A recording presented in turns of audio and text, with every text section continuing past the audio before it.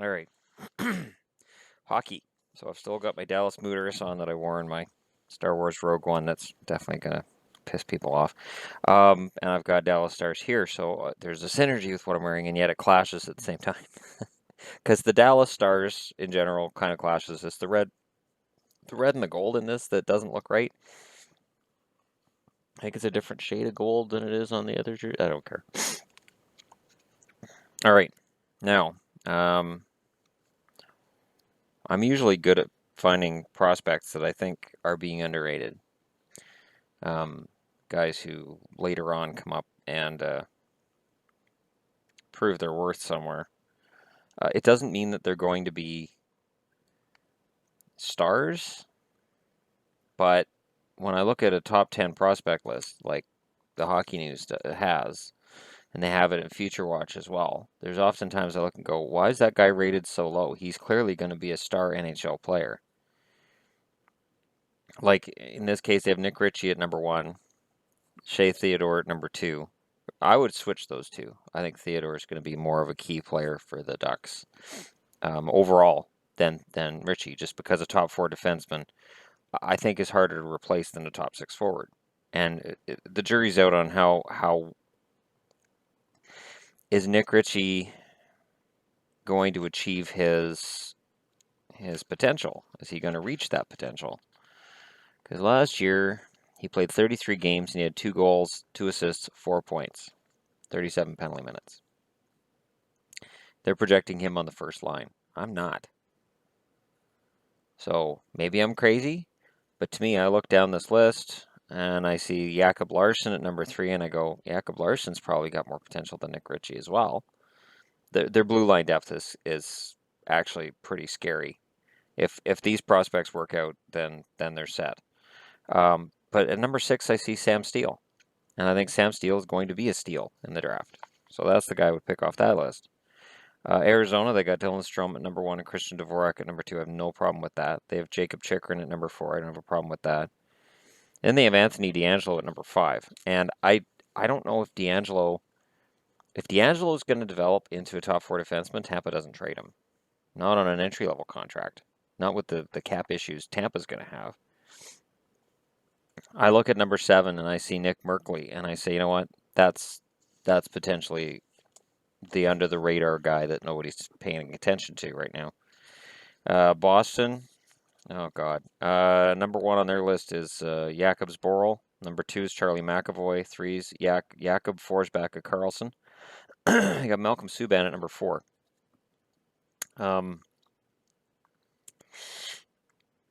Finding a steal on this list is not easy, but they got Frank Vetrano at number 9. And I think he's going to be a better player than Jake DeBrusk. They have at 8. Brendan Carlo they have at 7. And Zach Senyshyn they have at 6. And I think Vetrano's going to be the better player.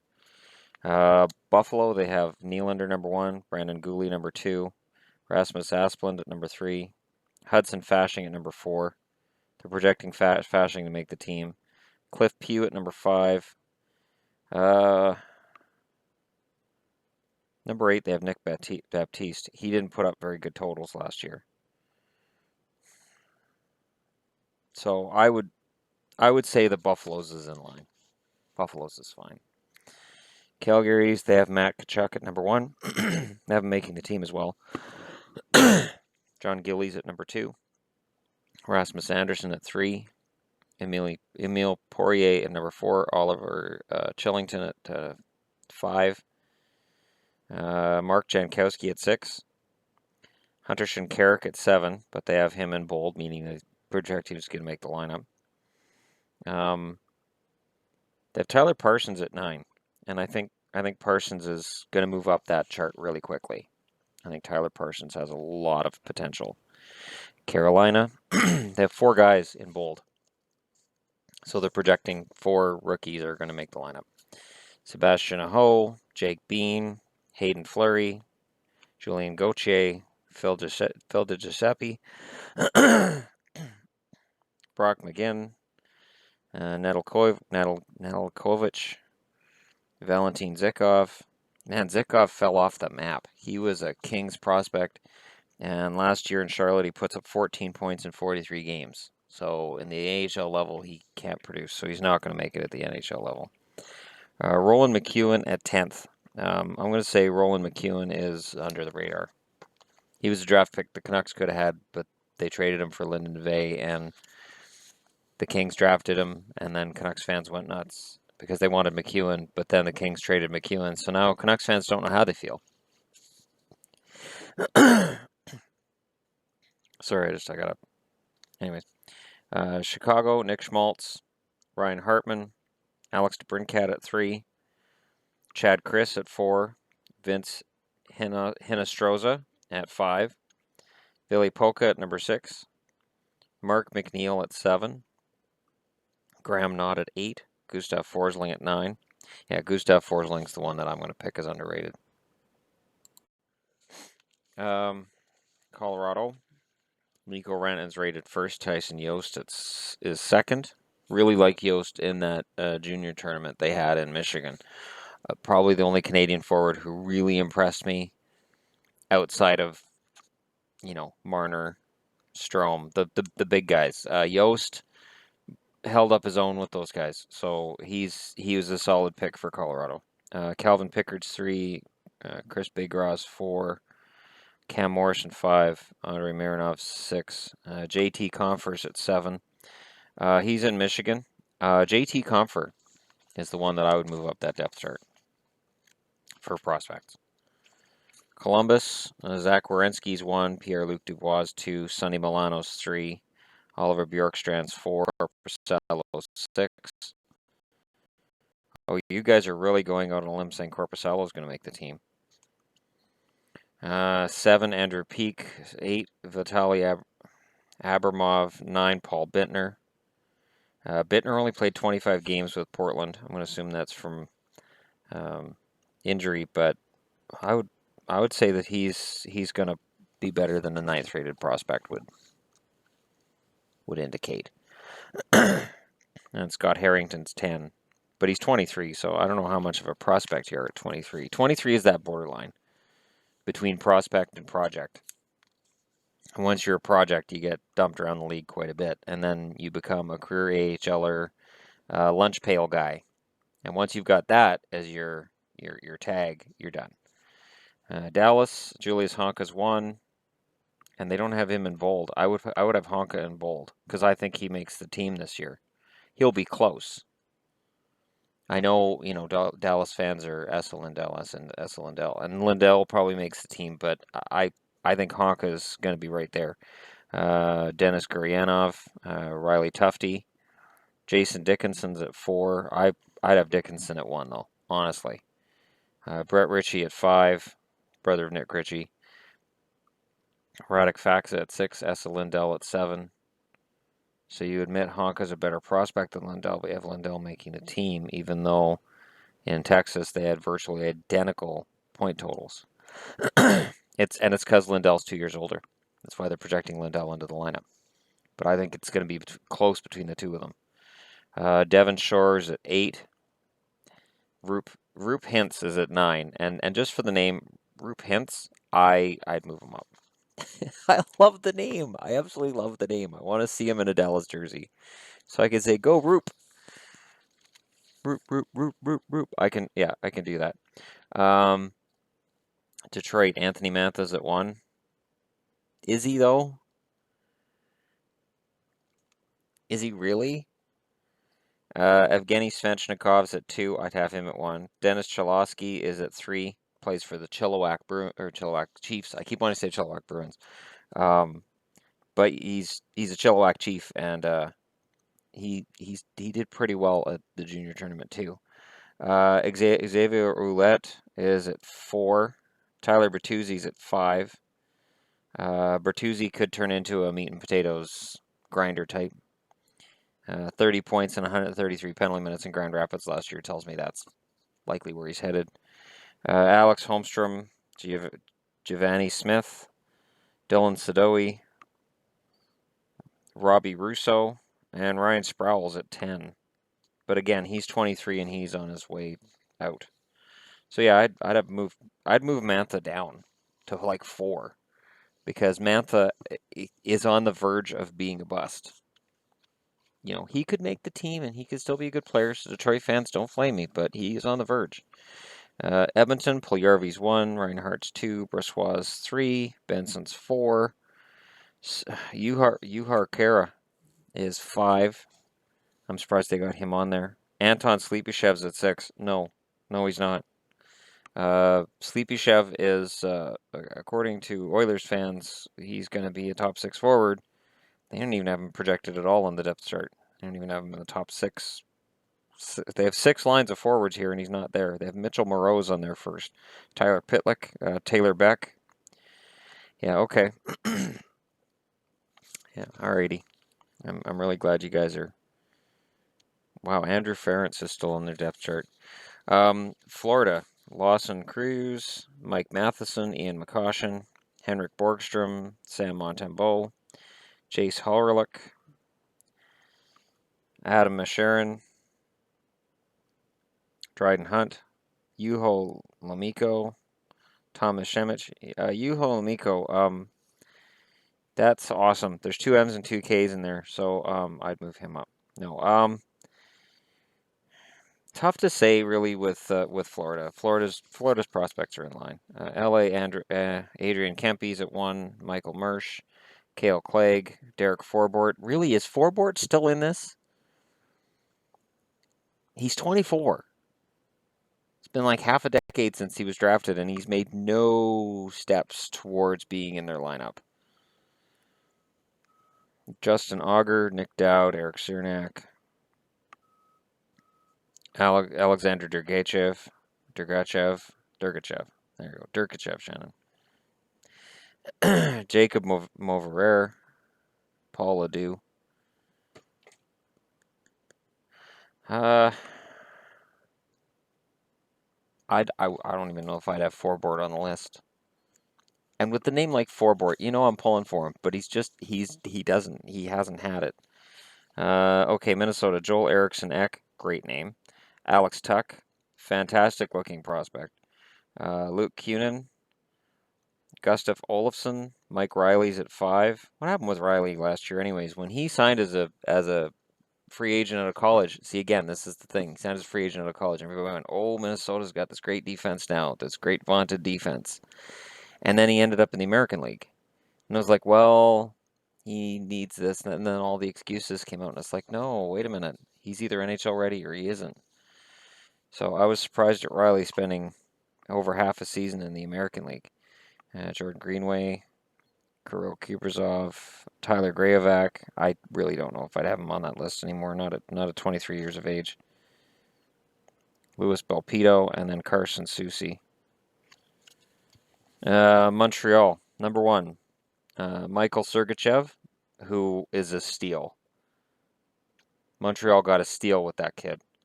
Michael McCarron's at 2. I think if McCarron makes the team, it's going to be bottom 6. I don't know if McCarron's ever going to be a top 6 forward. Noah Jolson's at 3. Nikita Sherbak's at 4. Now, why do they have Sherbak down at 4? Is it because he has 7 goals in 48 games? Jacob Delarose is at 5. He had 7 goals in 34 games in the American League. Zach Fucali, whose numbers were not very good. He got them up by the end of the year over 900 in the save percentage, but he had some brutal numbers. Charles Hudon's at 7. Really? Because I think Hudon's a pretty decent prospect who's probably going to play some games for them this year. Yeah, I'd move him up. Telling you right now, I'd move him up. Nashville, Vladislav Hemenev, Kevin Fiala, Dante Fabro, UC Saros, Samuel Girard, Merrick Mazanek, who they've got projected as the backup because he's going to be the backup. I've liked Merrick Mazanek for a long time, so I'd bump him up, and I hope Mazanek makes it because I don't want to be wrong. New Jersey, Pavel Zacha, Michael McLeod, Steve Santini, Joseph Blandisi, Mackenzie Blackwood, Reed Boucher, John Quenneville, Nathan Bastian, Josh Jacobs, Miles Wood. I'd move John Quenneville up. I think Quenneville's going to be a good forward. I don't know if he'll ever be top 6, but I think he'll make a very good third liner. Matthew Barzil's number 1 for the Islanders. Ryan Pulock's 2. Kiefer Bellows is 3. Michael Del Colli's 4. Michael Del Colli is an overager, only scored 80 points in 60 games in Kingston. So I'm not going to say it's a red flag, but it could be. Ilya Sorokin is at 5. See what I did there? 6, Linus Soderstrom. 7, Anthony Beauvillier. It's not just the Hockey News guys that can hedge their bets. That way I said both he's a bust and not at the same time. Devin Taves is at 8. Doyle Summersby is at 9. And then they've got Josh Hosang as projected to be in their lineup. Wait a fucking minute. Hosang's the same age as Del Colli. They both play the wing. You can switch them to the other wing if you need to. You're projecting Hosang to be in the lineup, but not Del Colli. They're both considered equal in terms of prospects, and Hosang's considered more of a temperamental prospect. So I don't understand why the Hockey News would have Hosang projected. He's in bold, so they projected him to be in the lineup, and you're not projecting Del Colli. I don't understand it. If anything, there's more of a hole on the left side where you have Kuhlman and Chimera and Ladd, who are all 30 or over, than on the right side where you've got Clutterbuck, Lee, Strome, and Parento. The only one over 30 in that bunch is Parento. And I honestly would have Sebastian Kohlberg as the fourth line fill-in rather than Josh Hosang. So, kiss my ass. Rangers, Pavel Buchnevich is number 1. Brady Shea is number 2. Brandon Halverson's 3. Ryan Gropp 4. Sean Day is 5. So yeah, the Hockey News knows the Rangers probably got to steal with Sean Day. So I've been asked by Rangers fans. There you go. 6, Igor Shesterkin. 7, Ryan Graves. 8, Adam Huska. I'd move Huska up. While Rangers fans will ask about Halverson and Shesterkin, I think Huska is going to be the one to watch. I do. Given him enough time, I think Huska's going to be the goalie. Ottawa, Colin White's 1, Logan Brown's 2, Thomas Chabot's 3. They do not project Thomas Chabot to make the lineup. Nick Paul's 4, Matt Pumpel's 5. Is he really a prospect, though? He's 23, and he's right on that verge of that. There's that cliff there. Jonathan Dahlen, 6. Yeah, I'd move Dahlen up. Philadelphia, Ivan Provorov's 1, Travis Sanheim's 2. German Rupsov's 3. Travis Konechny's 4. 5, Sam Morin. 6, Pascal LeBurge. 7, Robert Hagg. Hagg was highly touted at the time of the draft, and then he's kind of fallen off the map. Carter Hart's at 8. I would drop him off the map if you based it on that little mini tournament they had in Michigan. Anthony Stoller's at 9. Stollers is going to be an NHL goaltender soon. I don't think both Neuwirth and Mason last the whole year in Philly. I think because they're going to lose one as an expansion, potentially lose one anyways to expansion. They trade one to the other, and Stollers ends up being the backup. Philly, they have Matt Murray as the number 1 prospect.